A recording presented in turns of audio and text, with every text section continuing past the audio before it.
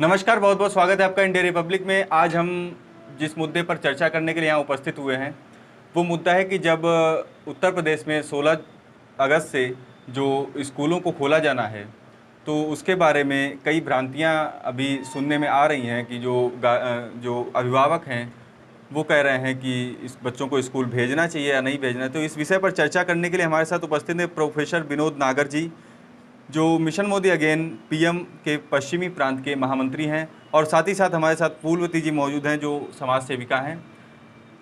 आज इस मुद्दे पर चर्चा करेंगे। उसके साथ एक अच्छी खबर आपको बता दें कि यूपी के 10 जिले कोरोना से मुक्त हो चुके हैं, जहां पर अलीगढ़, अमरोहा, एटा, फर्रुखाबाद, हाथरस, कासगंज भी कोरोना से मुक्त हो चुका है। इसी के साथ कौशाम्बी, महोबा, प्रतापगढ़, श्रावस्ती भी कोरोना से मुक्त हो चुके हैं। आपको बता दें कि पिछले 24 घंटों में 2,48,152 सैंपल की जाँच कर ली गई, जहाँ पर 76 लोगों ने कोरोना को मात भी दी है। ये एक अच्छी खबर सामने आ रही है। उसी के बीच जो हमारे एक्टिव मामले हैं वो पिछले 24 घंटों में 40,134 देश में एक्टिव मामले सामने आए हैं, जहां पर रिकवरी 36,946 लोग कोरोना को मात भी दे चुके हैं, रिकवरी भी हो गई है उनकी, और 422 मौतें हो चुकी हैं। तो ऐसे में सवाल यह उठता है कि क्या स्कूलों को खोलना उत्तर प्रदेश में सही रहेगा। तो पहला सवाल हमारा प्रोफेसर साहब से रहेगा कि क्या प्रोफेसर साहब, इस समय जब कोरोना काल चल रहा है, सुना जा रहा है कि अगस्त में तीसरी लहर भी आने वाली, तो ऐसे में क्या बच्चों को स्कूल भेजना, कहाँ तक आप जायज़ समझते हैं कि कहाँ तक बच्चों को स्कूल भेजना चाहिए या नहीं भेजना चाहिए? बहुत अच्छा आपने सब प्रश्न पूछा है। उत्तर प्रदेश में जितने भी विद्यालय थे माध्यमिक शिक्षा परिषद के या अन्य दूसरे बोर्ड के, सीबीएसई बोर्ड के, आईसीएसई बोर्ड के, सभी विद्यालयों को एक नोटिस निकाला गया। उस नोटिस में अभिभावकों से एक सहमति जताई गई। उस सहमति पत्र पर कि कोविड में कुल कितने बच्चे, परिवार में कितने लोग हैं और कितने कोविड पेशेंट हैं, और यदि नेगेटिव हैं तो उनकी आईटीपी जो जांच है वो आप दीजिए। तो प्रत्येक विद्यालय के प्रधानाध्यापक को यह नोटिस जिला विद्यालय निरीक्षक ने दिए और उनको भरा करके वो वापस जमा किया गया। उससे जो आंकड़ा निकला तो बिल्कुल सभी अभिभावकों ने ये सहमति जताई है कि विद्यालय खोले जाएं, और मैं उत्तर प्रदेश सरकार का इस कदम को, जो सराहनीय कदम उठाया है, उसके लिए बहुत ही हम खुश हैं कि सरकार ने बिगड़ती हुई शिक्षा व्यवस्था को, वैश्विक कोविड-19 महामारी में जो व्यवस्था बिगड़ रही थी शिक्षा की, उस शिक्षा को पुनः खड़ा किया है, पुनः जीवित कर दिया है। इससे हम बहुत खुश हैं और बच्चों को आना चाहिए। और बच्चे आज जो 9th-10th के जो बच्चे आए थे बहुत खुश थे विद्यालय में आकर के। कई जिलों की हमने देखा है कि बच्चे आकर के पुनः उनकी शिक्षा आई है, तो वो बहुत खुश हैं। लेकिन ऐसे में सवाल यह उठता है कि जो वैक्सीनेशन अभी बच्चों का नहीं हो पाया, 18 साल से जो कम उम्र के बच्चे हैं जिनका वैक्सीनेशन अभी तक नहीं हुआ, तो उनके लिए क्या आपको नहीं लगता कि कोरोना काल में जब तीसरी लहर आने वाली है, ऐसे में आपने स्कूल खोल दिए हैं और इसके बाद में क्या असर इस पर बच्चों का पड़ सकता है? बच्चों की जान को खतरा भी हो सकता है क्या?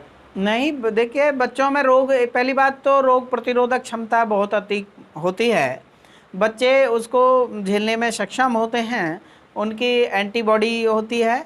और उसके साथ साथ आपने देखा होगा कि 2020 में, मार्च 2020 से लेकर के और 2021 तक बच्चों में ज़्यादा कोविड का कोई ऐसे सिम्टम नहीं पाए गए हैं जिससे बच्चों को ज़्यादा खतरा हो। लेकिन जो क्योंकि बच्चे कई परिवारों से होते हैं और विद्यालय में एक जगह आकर के एकत्रित होते हैं, उसके लिए बच्चों को सावधानी पूर्वक उनको कक्षा के अंतराल से बुलाया गया है कि 50% ही बच्चे कक्षा में आएंगे और उनकी समय सीमा प्रतिबंधित की गई है। लेकिन ऐसे में जो आपने कहा कि बच्चे कक्षा में आएंगे, और क्या आपको लगता है कि स्कूल प्रबंधन, जो स्कूल के प्रबंधन है, वो क्या इतने अच्छे हैं, अभी हम आधुनिक हैं कि बच्चों को उतना सुरक्षित रख पाएँ कोविड से और उतनी सावधानियां बरत पाएँ स्कूल में? इसके लिए क्या निगरानी समितियों का गठन किया गया, या आपने कुछ ऐसा सरकार ने स्कूल खोलने के साथ साथ एक कोई प्रोग्राम ऐसा बनाया, रोड मैप बनाया है कि बच्चों का ध्यान भी रखना है वहाँ पर? हाँ बिल्कुल, देखिए, अनुशासन सफलता की वह भट्टी है जिसमें तपकर सोना कुंदन और पीतल काला हो जाता है। अनुशासन में उन बच्चों को लिया गया है और एक निगरानी समिति बनाई गई है। जो कक्षा अध्यापक है, उनके सहायक अध्यापक हैं, उन अध्यापकों की निगरानी में ही बच्चे पढ़ेंगे और सोशल डिस्टेंसिंग, मास्क, सैनिटाइजर, जो भी कोविड-19 के बचाव की सुरक्षा उपाय हैं उन पर विशेष ध्यान दिया जा रहा है। प्रत्येक विद्यालय ने अपनी पूर्ण रूप से तैयारी कर ली गई है और वो सभी जांच जो मांगी गया था नोटिस के माध्यम से वो जिला विद्यालय निरीक्षक और बेसिक शिक्षा अधिकारी को पहुंचा दी गई है। अब इसके बाद में अगला सवाल हम लेंगे फूलमती जी से, जो एक समाज सेवी हैं, समाज को रिप्रेजेंट करती हैं। इनसे आज हम जानेंगे कि क्या कोविड काल में, जबकि तीसरी लहर आने वाली है, ऐसे में स्कूलों को खोलना कितना सुरक्षित रहेगा, इस बारे में हम चर्चा कर। स्कूल खुल गए हैं, लेकिन स्कूल खुलने में ये नहीं है, मेरे बच्चे हैं, मेरे पड़ोस के अड़ोस के छोटे बच्चे हैं, उनको वैक्सीन दी नहीं गई है तो बीमार हो सकते हैं, उन्हें स्कूल भेजना क्या अच्छा होगा? तो आपको क्या लगता है कि सरकार ने जो कदम उठाया है या गलत है, या किस तरीके से आप इसको देखती हैं? ये जब तक वैक्सीन नहीं लगेगी तो गलत ही माना जाएगा। आप अभी जो आप कुछ अभिभावकों से मिलकर आ रही हैं, तो उनकी क्या प्रतिक्रिया है इस बारे में? स्कूल, क्योंकि कहा तो ये जा रहा है कि सरकार जो है, सरकार ने पूरा सर्वे किया है, गार्जियन से राय ली है, तो उसके बाद में स्कूल खोले जा रहे हैं, लेकिन फिर इसका विरोध क्यों हो रहा है? बच्चे ये जाना नहीं चाहते हैं कि हर जगह के बच्चे आते हैं, एक दूसरे से हाथ मिलाते हैं, बोलते हैं, एक दूसरे का खाना खाते हैं, तो उनसे बीमारी का डर रहता है। कहीं ना कहीं आपके कहने का मतलब ये है कि जो बच्चे अपने घरों से आएंगे वैक्सीनेटेड, पहली बात तो वो नहीं है, अगर घर में उनके कोई संक्रमित होता है तो वो संक्रमण स्कूल में फैलने का भी डर वहाँ पर बना रहेगा। हाँ, तो इसीलिए बच्चों को स्कूल नहीं भेजना चाहिए, अभी आपका ये कहना है? यहाँ भेजना नहीं चाहिए, वैक्सीन जब तक नहीं लगेगी तो बच्चा भेजना बेकार है घर से। इसके बाद जैसा कि फूलमती जी ने कहा कि बच्चों को इस समय स्कूल भेजना बिल्कुल भी सुरक्षित नहीं रहेगा, क्योंकि कई अभिभावकों से ये मिली हुई हैं, खुद अपने मोहल्ले में, आसपास में, समाज में, यहाँ पर ये देखा गया है कि कोई भी अभिभावक अपने बच्चों को स्कूल भेजने के लिए तैयार नहीं है, क्योंकि जो दूसरी लहर के दौरान जो समस्याएं थीं, जो माहौल देखा गया, उसको देखते हुए ये इस समय स्कूल भेजना कहीं ना कहीं गलत होगा, क्योंकि मीडिया रिपोर्ट्स की अगर माने तो तीसरी लहर भी बहुत जल्द आने वाली है। इसके बीच में स्कूल खोलना कितना सही होगा? जैसे कि आपने कहा कि शिक्षा बहुत ही महत्वपूर्ण विषय है, जैसे कि क्योंकि आप एक पेशे से प्रोफेसर भी हैं, शिक्षा का महत्व आप बहुत अच्छे से जानते हैं। शिक्षा महत्वपूर्ण है, लेकिन क्या शिक्षा ऑनलाइन नहीं हो रही थी? ऑनलाइन भी तो बच्चे पढ़ रहे थे, तो ऐसे में स्कूलों को खोलकर बच्चों को वहाँ भेजने का क्या मतलब बनता है? देखिए, अधिकांश बच्चे जो ऑनलाइन एजुकेशन प्राप्त कर रहे थे वो बिगड़ रही थी शिक्षा व्यवस्था, शिक्षा का स्तर दिन प्रतिदिन गिरता चला जा रहा था। हम बच्चे से पूछते हैं, ऑनलाइन मैंने भी पढ़ाया है, तो बच्चे कहीं और हैं, उनका दिमाग कहीं और है। Minded absent and bodily present in this classroom, Google classroom में बच्चे मानसिक विकारों से भरे हुए हैं। इसलिए जो शिक्षा का स्तर बिगड़ रहा था उसको पुनः जागृत किया है सरकार ने, बहुत अहम कदम उठाया, बहुत अच्छा कदम उठाया है। दूसरी बात, जहाँ तक आप बता रहे थे कि संक्रमण का डर रहता है, संक्रमण के लिए जो जांच की गई हैं, जो आंकड़े निकाले गए हैं, जो नोटिस दिया गया था, उस नोटिस के माध्यम से जो बच्चे विद्यालय में जिस विद्यालय में पढ़ रहे थे, गांव में मान लीजिए 2 से 3, 4 जो भी विद्यालय हैं, उन सब की जांच आ गई है। बेसिक शिक्षा अधिकारी के पास में कोई संक्रमित नहीं पाया गया है और लगभग 5 करोड़ लोगों को 4,88,000 जो उसका है 84,43,142 लोगों को वैक्सीनेशन हो गया है। वैक्सीनेशन तो कहीं ना कहीं देखा जाए तो शिक्षकों का हुआ है, जो 18 साल से ऊपर है, बच्चों का वैक्सीनेशन तो नहीं हुआ है। अब ऐसे में शिक्षा का अगर बहुत ज़्यादा महत्व हम दे रहे हैं, शिक्षा बहुत ही महत्वपूर्ण चीज़ है, समाज को आगे बढ़ाने के लिए शिक्षा महत्वपूर्ण है, लेकिन कहीं ना कहीं बच्चों की जान को खतरे में डालकर ऐसी शिक्षा है जो बच्चों की जान को खतरे में डालकर शिक्षा दी जा रही है। हाँ बिल्कुल, देखिए, संक्रमण नहीं है परिवारों में। अब संक्रमण का जो भय बना हुआ था, वैक्सीन परिवारों में लग चुकी है, बच्चों में पहले से ही, क्योंकि रोग प्रतिरोधक क्षमता बहुत अधिक है और सभी को वैक्सीन लग गई है, फिर भी उनके उपाय दिए जा रहे हैं। शिक्षकों के माध्यम से कोविड के जो देसी आयुर्वेदिक जड़ी बूटियों के माध्यम से उनको गर्म पानी या गर्म जो खाद्य पदार्थ हैं उनका प्रयोग के लिए उनको जागरूक किया जा रहा है। और उसके साथ साथ ही परिवारों में जिन परिवारों ने वैक्सीन नहीं लगाई है उन परिवारों के बच्चों को हम बिल्कुल विद्यालय में नहीं बुलवा रहे हैं। तो इसके लिए क्या आप मतलब कैसे जान पाएंगे कि परिवार में किसने वैक्सीन लगवाई है? इसके लिए कुछ डॉक्यूमेंट्स तैयार किए गए हैं, कुछ फॉर्मेलिटीज़ रखी गई हैं अभिभावकों के लिए कि स्कूल बच्चों को भेजने से पहले वो अपनी रिपोर्ट वहाँ पर पहुँचाएंगे और सारी जांचें होंगी, उसके बाद ही बच्चा स्कूल में आएगा। तो इसकी क्या गारंटी है? इसके लिए क्या उसके लिए हमने एक अभिभावक सहमति पत्र बनाया गया और उस अभिभावक ने अपनी सहमति जताई। उसके बावजूद भी विद्यालय के प्रधान अध्यापक के माध्यम से एक निगरानी समिति का गठन किया गया और उस निगरानी समिति जाकर के गांव में, मोहल्ले में, घर घर जाकर के उन्होंने बच्चों से पता लगाया कि वैक्सीनेशन हुआ है या नहीं हुआ है। देखिए, समाज में सब तरह के लोग होते हैं। नेगेटिविटी आ रही थी कि वैक्सीन लगवाने से खतरा होता है, नेगेटिविटी आ रही थी। उन लोगों को पुनः जागृत करके उनको वैक्सीन के लिए तैयार किया गया है और वो लोग वैक्सीन लगाने के लिए तैयार हैं। आए दिन वैक्सीन लग रही हैं और संक्रमण का जहाँ तक है, जांच के जो आंकड़े आ रहे हैं उसके अनुसार लगभग जो कोविड पेशेंट पाए जा रहे हैं बिल्कुल 0.1% कोविड का संक्रमण है, बाकी अब ख़त्म हो चुका है। संक्रमण तो खत्म हो चुका है, लेकिन अगर मीडिया रिपोर्ट्स की हम माने तो संक्रमण दोबारा से फैल सकता है, तीसरी लहर आ सकती है, जो कहा गया है कि बच्चों के लिए बहुत ज़्यादा घातक होगी। तो ऐसे में स्कूल जो खोले जा रहे हैं, इसमें कुछ ना कहीं देखा गया है कि अभिभावक भी, ज़्यादातर अभिभावक जो है वो अभी सहमत नहीं है। कहीं ना कहीं इसको उनके अंदर जागरूकता कम है, ये माना जाए, या ये माना जाए कि वो अपने बच्चों के लिए बहुत ज़्यादा सोचते हैं और बच्चों को किसी भी प्रकार के खतरे में नहीं डाल सकते हैं। क्योंकि अगर देखा जाए तो ऑनलाइन क्लासेस भी बेहतर थी अगर वहाँ पर गार्जियन ध्यान दे लेते। जो अभिभावक थे, कहीं ना कहीं अभिभावक की भी मैं ये कहना चाहता हूँ, कहीं ना कहीं अभिभावक की भी ये जिम्मेदारी है कि अपने बच्चों पर वो स्वयं ध्यान दें। हर चीज़ स्कूल नहीं बता सकता है, आपको खुद ब खुद ध्यान देना होगा। क्योंकि देखिए, ऐसा कोरोना काल चल रहा है जहाँ पे सभी को आगे बढ़ के आना होगा, चाहे वो अभिभावक हों, शिक्षक हों, समाज सेवी हों या कोई भी हो, सभी को सहयोग करना होगा। कहीं ना कहीं अगर देखा जाए तो शिक्षा भी जरूरी है, शिक्षा भी जरूरी है, क्योंकि बच्चे कहीं ना कहीं उनकी उम्र बढ़ती जा रही है कहीं, और शिक्षा अगर नहीं उनको मिल पा रही है, कई ग्रामीण इलाके ऐसे जहाँ पर ऑनलाइन क्लासेस नहीं उपलब्ध हैं।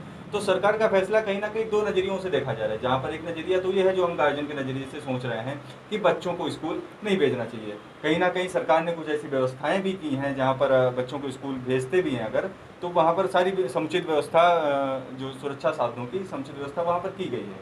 तो ऐसे में देखा तो ये जा रहा है कि बच्चों को स्कूल भेजना चाहिए या नहीं भेजना चाहिए। इस पर अभी हम चर्चा आगे जारी रखेंगे। और अगला सवाल हम लेंगे फूलवती जी से, जो एक समाज सेविका हैं। अभी हम बात कर रहे थे प्रोफेसर साहब से, जिन्होंने कहा कि यहाँ पर स्कूलों के खुलने के दौरान सुरक्षा व्यवस्था के समुचित इंतजाम वहाँ पर कर दिए गए हैं। जो निगरानी समितियाँ बनाई गई हैं स्कूलों के द्वारा, वहाँ पर बच्चों को निगरानी में रखा जाएगा कि वो एक दूसरे से ना बोले। लेकिन कहीं ना कहीं देखा ये जाता है कि बच्चे होते हैं, बच्चों का स्वभाव चंचल होता है।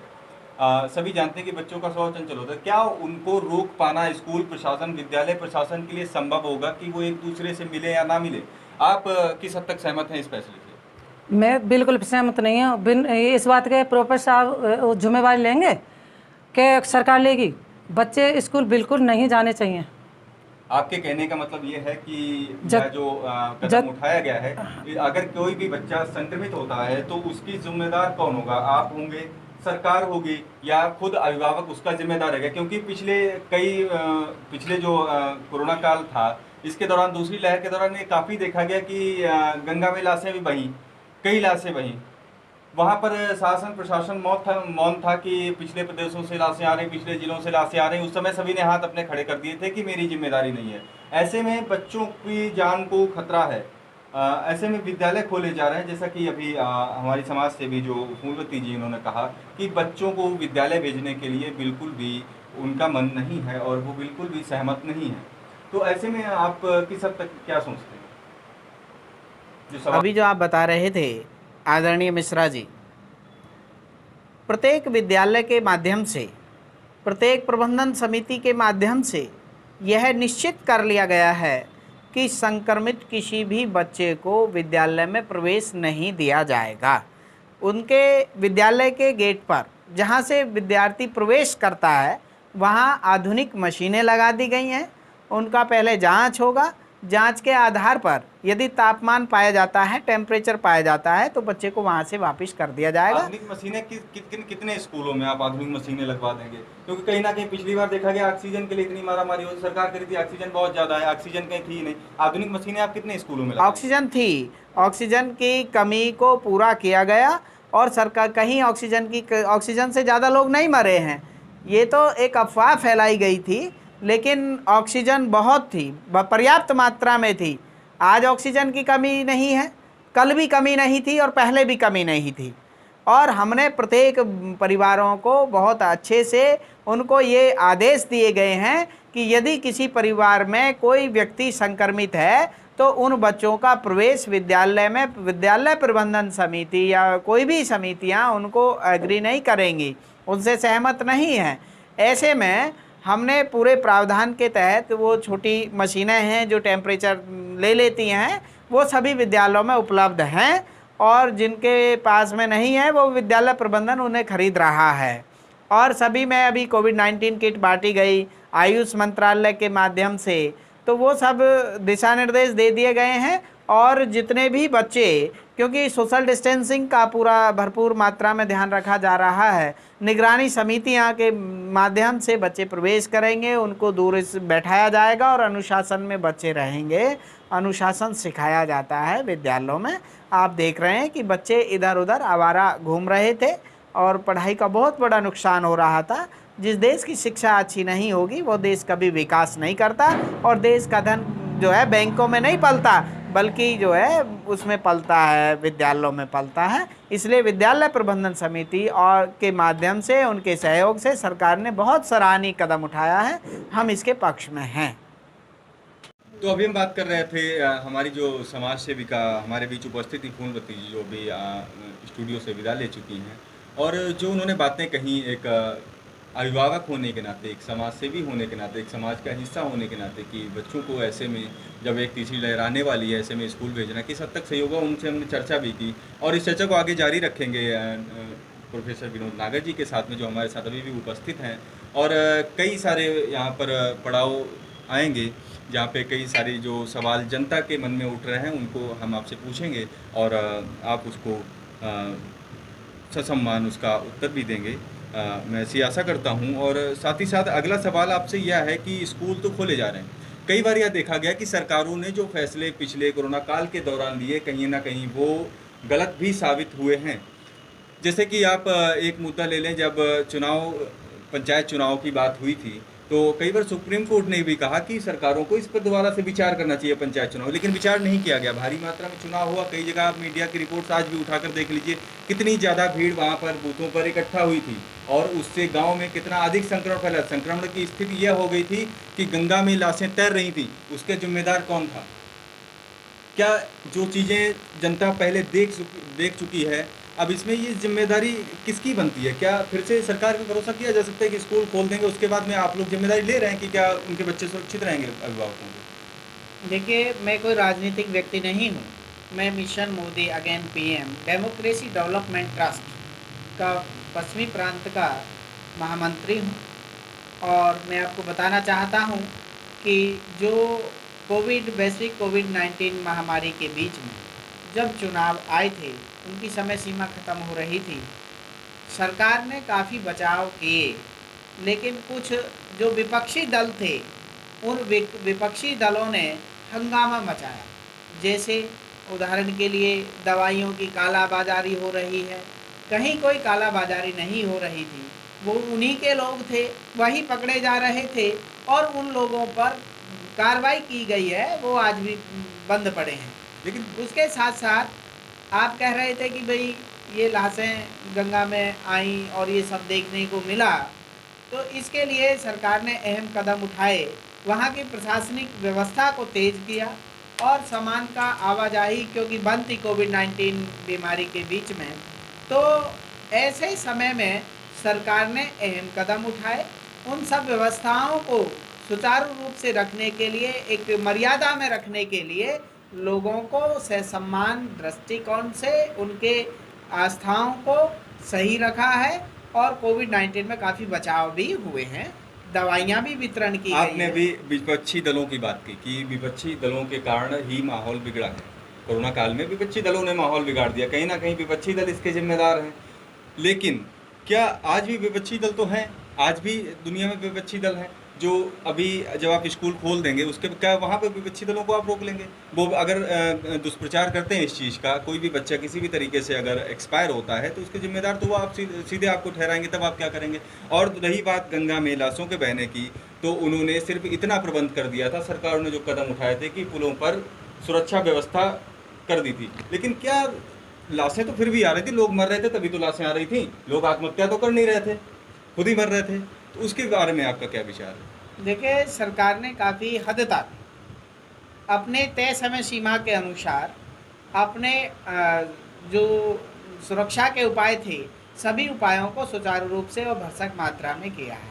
उसके साथ ही एक कहावत आती है कि यदि एक जिंदा चूहा होता है तो उसको लोग मारने में कहीं कसर को बाकी नहीं छोड़ते, और यदि एक प्लास्टिक का बना करके या पत्थर का चूहा होता है उसको गणेश जी कह करके पूजते हैं।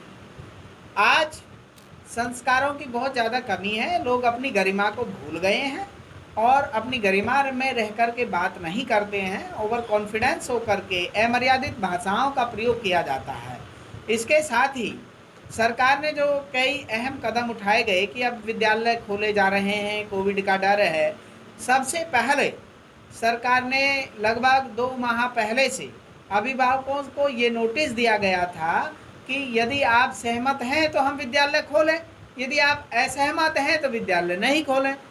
तो प्रत्येक विद्यालय से लगभग 90% से अधिक ऐसे पत्र आए हैं जो रिकॉर्डेड हैं प्रत्येक जिला विद्यालय और बेसिक शिक्षा अधिकारी के पास में कि विद्यालय खोले जाएं सुचारू रूप से। बच्चे घर पर नहीं पढ़ रहे हैं, शिक्षा का स्तर दिन प्रतिदिन गिरता चला जा रहा है। जो 7th क्लास में बच्चा था वो 9th-10th में आ चुका है, बिना पढ़े बिना पेपर दिए हुए। सरकार की एक पॉलिसी, टेबुलेशन पॉलिसी भी बना दी गई है, जो बच्चे ये भी चाह रहे हैं कि भाई हम परीक्षा देते और हमारे एक बहुत अच्छे अंक आते तो वो टेबुलेशन पॉलिसी के अंतर्गत अपना परीक्षा फार्म भर सकते हैं।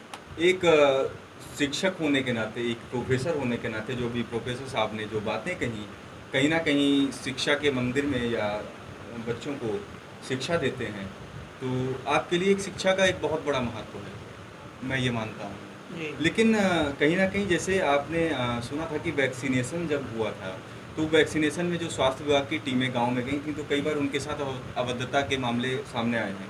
तो कहीं ना कहीं आज भी ये देखा जा सकता है, जो ये अभी 16 से स्कूल खुलने के बाद जो बात कही गई, 16 से स्कूल खुलने के बाद यहाँ पर काफ़ी सोशल मीडिया पर ये बातें होने लगी कि खोलना चाहिए या नहीं खोलना चाहिए। कुछ लोग इसके पक्ष में हैं, कुछ लोग इसके पक्ष में नहीं हैं। लेकिन कहीं ना कहीं देखा जाए तो गांव में आज भी वो माहौल है कि गांव में लोग उतना ज़्यादा जागरूक नहीं होते हैं। शिक्षा का स्तर अगर देखा जाए तो गांव में आज भी कहीं ना कहीं निम्न है। तो वहाँ पर किस तरीके से आप बच्चों को स्कूल ले आएंगे? देखिए, उसके लिए हमने एक जो समितियां बनाई गई हैं वो समितियों के माध्यम से लोगों को जागरूक किया जा रहा है, क्योंकि लोगों ने वैक्सीन नहीं लगवाई थी। वैक्सीन क्यों नहीं लगवाई थी? उसके लिए क्योंकि हम समाज सेवी संस्था से जुड़े हैं, mission Modi again, PM democracy development trust से। तो जो विपक्षी दल थे उन विपक्षी दलों ने ये शोर मचाया कि भाई इस वैक्सीन का गलत प्रभाव पड़ रहा है, लीवर पर इफेक्ट कर रही हैं, जिनको वैक्सीन लगा है वही लोग मरेंगे ज़्यादातर मात्रा में। ऐसा कुछ भी नहीं है, लोगों को केवल गुमराह किया गया है, लोगों के दिमाग में भ्रांति भरी गई है। वैक्सीन से रोग प्रतिरोधक क्षमता बढ़ती है और व्यक्ति स्वस्थ रहता है। यह बात मैं आपके चैनल के माध्यम से, क्योंकि आपका बड़ा चैनल है, इस चैनल के माध्यम से मैं जनता को बताना चाहता हूं कि वैक्सीन लगवानी चाहिए, और जिन्होंने वैक्सीन नहीं लगवाई है वो वैक्सीन लगवा लें। निःशुल्क सीएचसी और पीएचसी केंद्रों पर वैक्सीन निःशुल्क लगाई जा रही है, यहाँ तक कि हमारे विश्वविद्यालय में भी वो वैक्सीन लगवाई जा रही है। तो आप जनता के बीच में मैं यही कहना चाहूँगा, एक शिक्षक होने के नाते, एक सामाजिक व्यक्ति होने के नाते, कि वो जाएं और सीएचसी और पीएचसी केंद्रों पर वैक्सीनेशन अवश्य कराएं, जिससे कि रोग प्रतिरोधक क्षमता बढ़े और संक्रमण को दूर भगाने में हम कामयाब हो सके, इसको जड़ से ख़त्म कर सकें। कोरोना हारेगा और भारत जीतेगा। बहुत ही अच्छी बात आपने कही कि कोरोना हारेगा और देश जीतेगा, और अगर हम लोग संगठित होकर ऐसे ही काम करते रहे तो एक दिन ज़रूर हम इससे निजात पा लेंगे। ये भयंकर बीमारी जो है, इससे कहीं ना कहीं हम लोग बहुत जल्दी निजात पाएंगे। एक शिक्षक होने के नाते तो आपने कहा कि बच्चों को स्कूल जाना चाहिए, व्यक्तिगत रूप से इससे आप कितना सहमत हैं? मैं व्यक्तिगत रूप से पूर्णतः सहमत हूँ। मैं गांव में देखता हूँ, क्योंकि जब मैं अपने विश्वविद्यालय जाता हूँ ड्यूटी पर नौकरी के लिए, तो गांव के बच्चे सड़क पर खेलते हुए घूमते मुझे दिखाई देते हैं।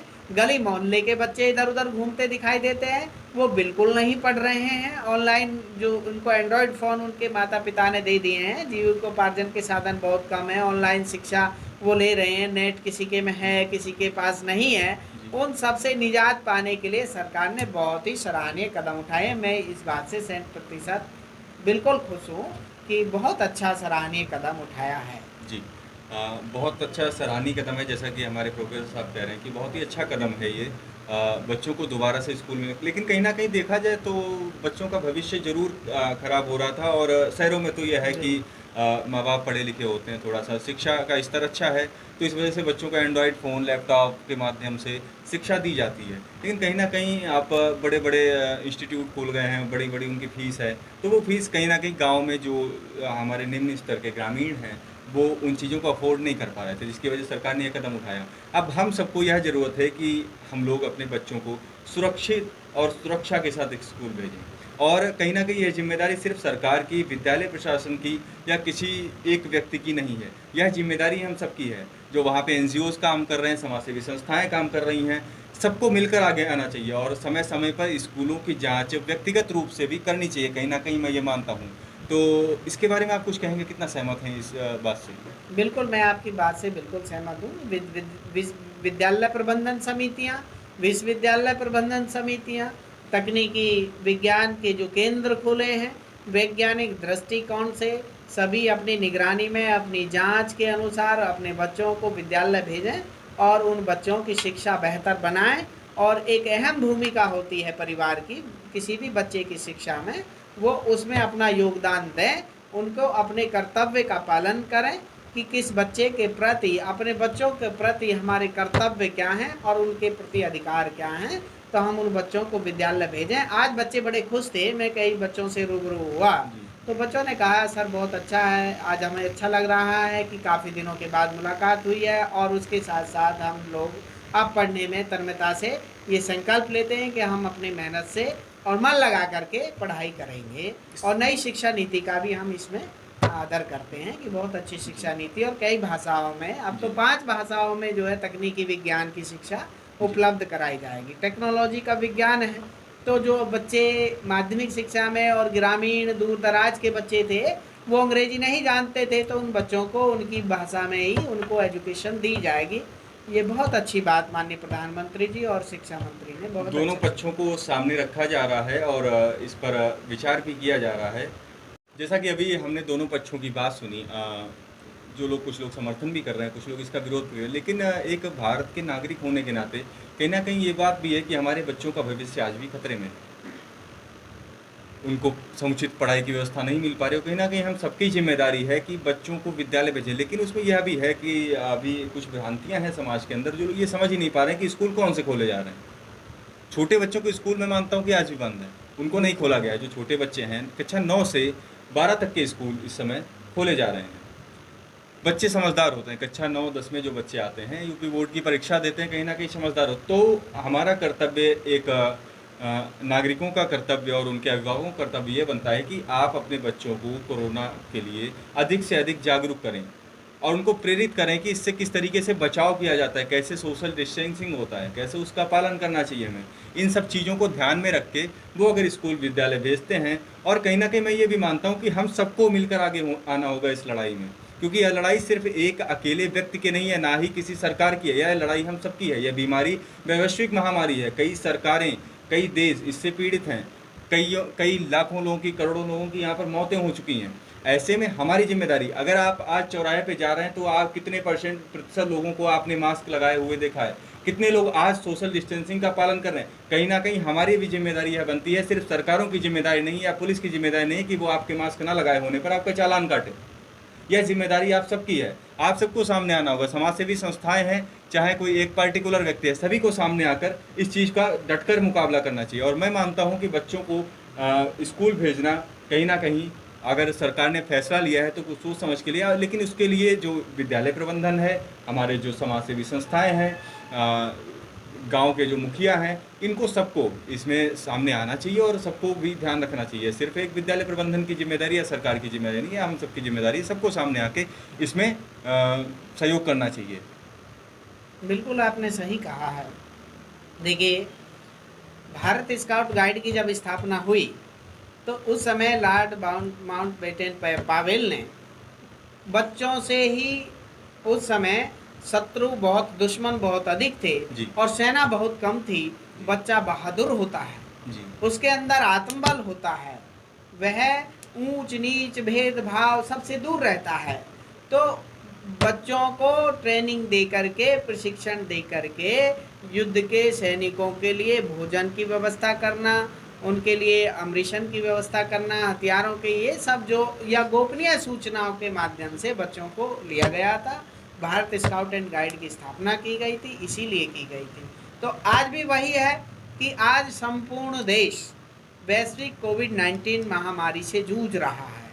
अब जो जांच के आंकड़े आए हैं वो 0.1% हैं। तो सरकार ने देखा कि जब मेरे देश की शिक्षा व्यवस्था बिल्कुल नीचे जा रही है, बच्चे 7th क्लास से 9th-10th में आ गए हैं, वो कुछ नहीं पढ़ पा रहे हैं। दूसरा, एंड्रॉयड फ़ोन, व्हाट्सएप, फेसबुक और यूट्यूब के माध्यम से वो नेगेटिविटी ज़्यादा फैल रही है, नकारात्मक वस्तु जो है देख रहे हैं, वो उसका सदुपयोग नहीं कर रहे हैं, क्योंकि माँ बाप को तो समय ही नहीं है। जो पेरेंट्स है, अभिभावक के पास समय नहीं है कि बच्चा मेरा क्या पढ़ रहा है, ऑनलाइन में क्या देख रहा है हमेशा। और दूसरा, इसका साइड इफ़ेक्ट आँखों पर भी प्रभाव पड़ता है, रोशनी पर भी बच्चों का प्रभाव पड़ रहा है। इसलिए इस ऑनलाइन एजुकेशन ठीक है, आधुनिक शिक्षा प्रणाली है हमारी, लेकिन ये शिक्षा प्रणाली जो हमारे बच्चे योग्य हैं, जो समझदार हैं, जो उन्हीं के लिए ठीक है। लेकिन जो छोटे बच्चे हैं वो इसमें खेल में ज़्यादा समय देते हैं, इससे उनका जीवन बिल्कुल खिलवाड़ हो रही है, जीवन दाव, उनका दाव पर भविष्य है। इसलिए बहुत सराहनीय कदम सरकार ने उठाया है, हम इसके पक्ष में हैं और हम सबको मिल करके इसका सहयोग करना चाहिए, इस प्रस्ताव को मानना चाहिए और अपने जो अभिभावकों की सहमति पत्र है उसके अनुसार ही विद्यालय प्रबंधन विद्यालय चला रहा है। आपकी बात के द्वारा एक रामायण की चौपाई भी याद आ रही है, जहाँ पर ये कहा गया है, जैसे कि आपने ऑनलाइन जो हमारे एग्ज़ाम्स होते हैं, ऑनलाइन पढ़ाई चल रही है, यहाँ पर कहीं ना कहीं ये बात तो बिल्कुल जायज़ है कि जब तक बच्चा शिक्षक के सामने नहीं होता है, एक शिक्षक होने के नाते आपको लगता है ऐसा कि ऑनलाइन पढ़ाई में बच्चा उतना अनुशासित रह के पढ़ता है? मोटिवेट नहीं होता, मोटिवेट नहीं होता। कहीं ना कहीं जब आई कांटेक्ट शिक्षक का बनता है तो कहीं ना कहीं उसको बहुत अच्छे से मोटिवेट करा जा सकता है। बिल्कुल सही। रामायण की एक चौपाई याद आ रही थी कि गुरु ग्रह गए पढ़न रघुराई, अल्पकाल विद्या सब पाई। तो भगवान राम भी गुरु ग्रह मतलब गुरु के घर गए थे, गुरुकुल गए थे विद्या अध्ययन करने के लिए, वो भी गए थे।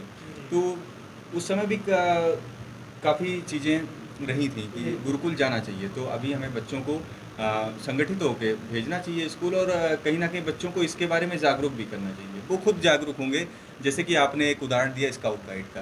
तो बच्चे बहुत समझदार होते हैं, उनको बस गाइड करने की ज़रूरत है, उनको अच्छे से बताने की ज़रूरत है। उसके बाद में यह अंतिम निर्णय आज भी सरकारों ने अभिभावक पर छोड़ा हुआ है कि वह अपने बच्चों को स्कूल भेज रहे हैं या नहीं भेज रहे हैं। जो बच्चे स्कूल नहीं जा रहे हैं, कई राज्यों में उसकी व्यवस्था भी की गई है। जो गार्जियंस बच्चों को स्कूल नहीं भेजना चाहते हैं, उनके लिए ऑनलाइन की व्यवस्था वहाँ पर की गई है। तो सबसे अच्छी बात यह है कि स्कूल खुल चुके हैं, बच्चों को स्कूल भेजें। अब यह व्यक्तिगत अपनी राय है कि आप अपने बच्चे को स्कूल भेजना चाह रहे हैं या नहीं चाह रहे हैं, तो उसके लिए ऑनलाइन एग्ज़ाम्स और पढ़ाई की व्यवस्था की जाएगी। इसी के साथ मैं चाहता हूं कि आपका बहुत बहुत धन्यवाद हमें समय देने के लिए, हमारे इंडिया रिपब्लिक चैनल को समय देने के लिए। और आगे भी काफ़ी चर्चाएँ होती रहेंगी प्रोफेसर साहब के साथ। तब तक के लिए जय हिंद, जय भारत।